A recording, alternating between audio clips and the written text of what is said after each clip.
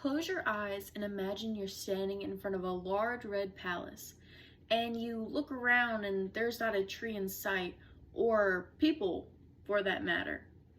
You start to wonder, where did everyone go and why something so grand is left so deserted. But something catches your attention. As the sun starts to set and go down, a flute can be faintly heard in the distance. How strange. Who could that be, since you're the only one here? Shall we find out?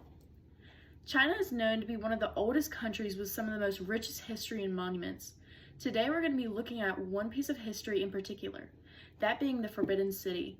We're going to dwell on the surface of the palace's historical significance to past and modern day China, alongside this area of Beijing. The Forbidden City is one of the most unique and interesting places to visit in China, opposed to significant historical tourist attractions due to its rich and interesting cultural significance and presence in possible paranormal activity. Smart History, The Forbidden City by Dr. Yang Changpeng states, Emperor Zhu Di of the Ming Dynasty built the Forbidden City in Beijing between 1406 and 1420. It was once known as the Imperial Palace of the Ming and Qing dynasties, and its significance was that for more than 500 years as it has served as a political and ceremony core of China, housing over 24 emperors and their families. In the past, only invited top officials and members of the royal family were permitted entry inside the Forbidden City. Commoners and foreigners were not allowed within. However, in today's time, the Palace Museum is currently housed in the Forbidden City, and it contains more than millions of priceless Chinese artifacts and works of art. These are mostly products of the Ming and Qing eras, currently accessible to all visitors who pay admission fees. Some fun facts about the site are mentioned in China's Highlights, 15 interesting Forbidden City facts you didn't know, written by Cindy, stating that it is ranked in the top 5 most important monuments around the world, alongside the reason for it only having 999 rooms and no trees on the monument site. This is because in Chinese culture and belief, only gods are entitled to have 100,000 rooms. So since the emperor is seen so much as a son of the gods, he only gets 9,999. And the reason no trees are allowed in the outer court is because they would disrupt the pristine beauty of the area and maybe obscure the godly power that the emperor is said to hold, reducing the amount of light that was available when performing various rituals.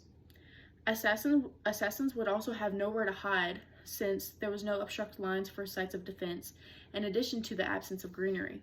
Lastly, the reason why all the doorways have a step before you coming in, well, that's because Chinese superstition states that ghosts can't jump, and that they'd all be trapped on the other side of the room so they couldn't be in the palace, so they couldn't corrupt it.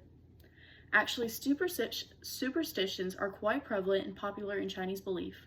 Blizzard Go Hopper, The Forbidden City, A Nest of Ghost Stories by Pretty Claims. The reason for the specific monument said haunting is stated according to a legend that the Forbidden City has been cursed ever since the Ming Emperor Yodang, who built it. Yodang is said to kill over 2,800 people in his harem, while attempting to put in an alleged sex scandal that spread to his general community. A fire destroyed the Forbidden City a few years later, destroying over 250 structures and leaving dozens of people dead.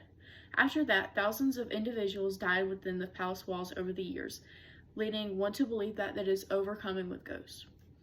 Some legends consist of a flute being played at night, dogs running around the grounds, a lady in all white strolling around the closed sections of the palace. However, even if tourists don't visually see the paranormal, many reports of people feeling nauseous, dizzy, and the feeling of being watched have been majorly reported in these areas.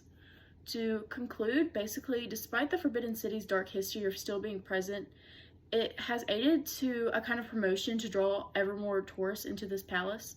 Since superstition is so persuasive in Chinese society, it's very easy to understand why the local people say what they do and have such conflicting views on the paranormal.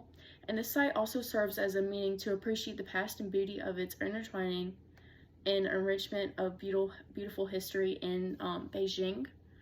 So would you think about stepping outside of your comfort zone to visit this seemingly frozen in time monument if your next trip happened to be to China? Thank you.